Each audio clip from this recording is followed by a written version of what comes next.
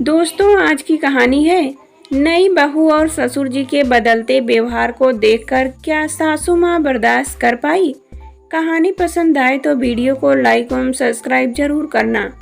झगड़ा शुरू कराने वाली बात बड़ी नहीं थी, पर बहसबाजी लंबी खिंच जाने से रोहित और उसके पिता के बीच की तकरार एकाएक विस्फोट बिंदु पर पहुंच गई।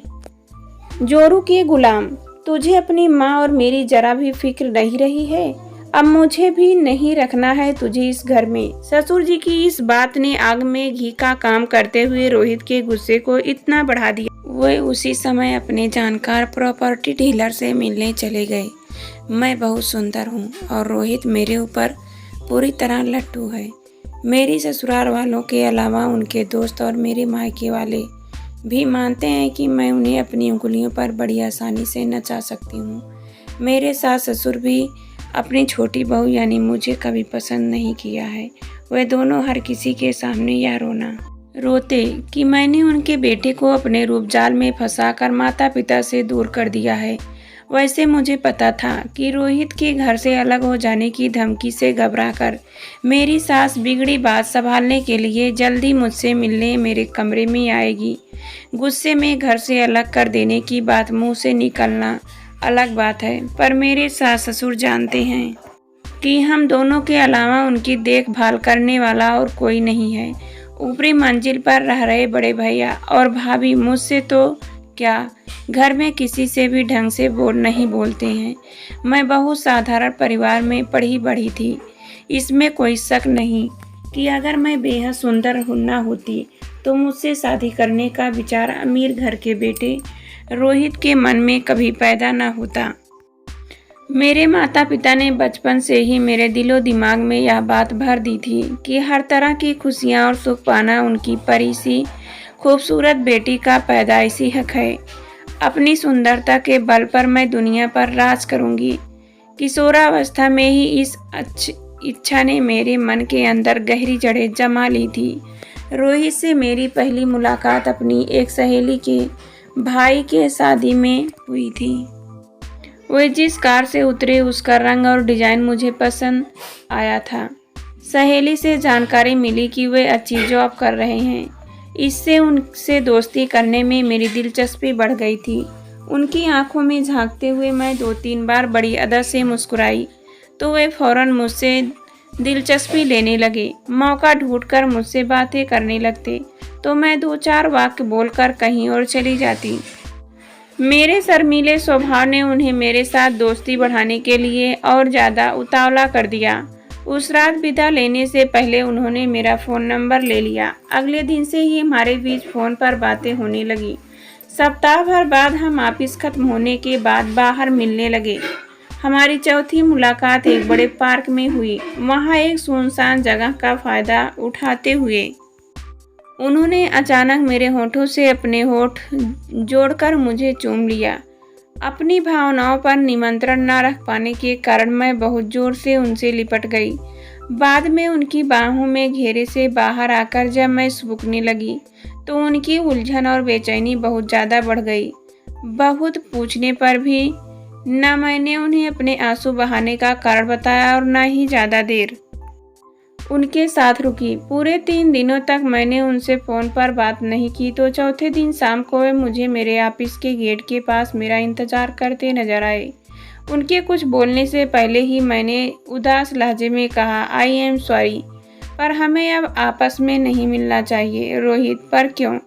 मुझे मेरी गलती तो बताओ। वे बहुत परेशान नजर आ रहे थे। तुम्हारी कोई गलती नहीं है तो मुझसे मिलना क्यों बंद कर रही हो? उनके बार बार पूछने पर मैंने नज़रें झुकाकर जवाब दिया, मैं तुम्हारे प्यार में पागल हो रही हूँ। तुम्हारे साथ नज़दीकियाँ बढ़ती रही तो मैं अपनी भावनाओं को काबू में नहीं रख सकूँगी।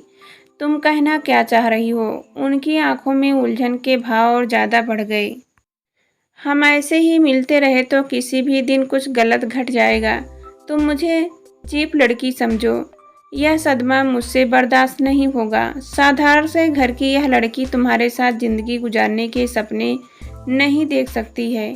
तुम मुझसे ना मिला करो प्लीज। मेरे गले से अपनी बात कहकर मैं कुछ दूरी पर इंतजार कर रही अपनी सहेली की तरफ चल पड़ी। बाद में रोहित ने बार बार फ़ोन करके मुझे फिर से मिलना शुरू करने के लिए राज़ी कर लिया। मेरी हंसी खुशी उनके लिए दिन ब दिन ज़्यादा महत्वपूर्ण होती चली गई। मेरे रंग रूप का जादू उनके सिर चढ़कर ऐसा बोला कि महीने भर बाद ही उनके घर वाले हमारे घर रिश्ता पक्का करने आ पहुँचे। उस दिन पहली मुलाकात में ही मुझे एहसास हो गया कि यह रिश्ता उनके परिवार वालों को पसंद नहीं था। मेरी शादी को करीब 6 महीने हो चुके हैं और अब तक मेरे पास ससुर जी और जेठ जेठानी की मेरी प्रति नापसंदगी अपनी जगह कायम है। अपने पिता से झगड़ा करने के बाद रोहित को घर से बाहर गए 5 मिनट भी नहीं हुए होंगे कि सासू माँ मेरे कमरे में आ पहुंची। उनकी झिझक और बेचैनी को देखकर कोई भी कह सकता था कि बात करने के लिए मेरे पास आना उन्हें अपमानित महसूस करा रहा था। मेरे सामने झुकना उनकी मजबूरी थी। उनका अपनी बड़ी बहू नेहा से 36 का आंकड़ा था, क्योंकि बेहद अमीर बाप की बेटी होने के कारण वह अपने सामने किसी को कुछ नहीं समझती थी। मेरे सामने बैठते ही सासू माँ मुझे समझाने लगी, घर में छोटी बड़ी खटपट तकरार तो चलती रहती है, पर तू रोहित को समझाना कि वह घर छोड़कर जाने की बात मन से बिल्कुल निकाल दे। मैंने बेबस से लहजे में जवाब दिया, मम्मी आप तो जानती ही हैं कि वे कितने जिद्दी इंसान हैं। मैं उन्हें घर से अलग होने से कब तक रोक सकूंगी। आप पापा को भी समझाओ कि वे घर से निकाल देने की धमकी तो बिल्कुल न दिया करे। उन्हें तो तब तक अक्ल नहीं आएगी जब तक गुस्से के कारण उनके दिमाग में की कोई नस फट ना जाएगी। ऐसी बातें मुंह से ना निकाल लीजिए प्लीज। मेरा मन ससुर जी की अपाहिज हो जाने की बात सोचकर ही बेचैनी और घबराहट का शिकार हो उठा था। कुछ देर तक अपनी बात ससुर जी की गिरती सेहत के दुखड़े सुनाने के बाद सासू जी चली गई। हम घर से अलग नहीं होंगे, मुझसे ऐसा आश्वासन पाकर उनकी चिंता काफ़ी हद तक कम हो गई थी। उस रात मुझे साथ लेकर रोहित अपने दोस्त की शादी की सालगिरह पार्टी में जाना चाहते थे। उनका यह कार्यक्रम खटाई में पड़ गया, क्योंकि ससुर जी को सुबह से 5-6 बार उल्टियाँ हो चुकी थी। ऑफिस से आने के बाद जब उन्होंने मेरे जल्दी तैयार होने के लिए शोर मचाया तो घर में क्लेश शुरू हो गया और बात धीरे धीरे बढ़ती चली गई। सच्चाई यही है कि कुछ कारणों से मैं खुद भी रोहित के दोस्त द्वारा दी जा रही कॉकटेल पार्टी में नहीं जाना चाहती थी। आज मैं जिंदगी की उसी मुकाम पर हूँ जहाँ होने के सपने मैं हमेशा देखती आई हूँ। संयोग से मैंने जिस ऐशो आराम भरी जिंदगी को पाया है, उसे नासमझी के कारण खो देने का मेरा कोई इरादा नहीं था। रोहित की एक निशा भाभी है जिनके अपने पति सौरभ के साथ संबंध बहुत खराब चल रहे हैं।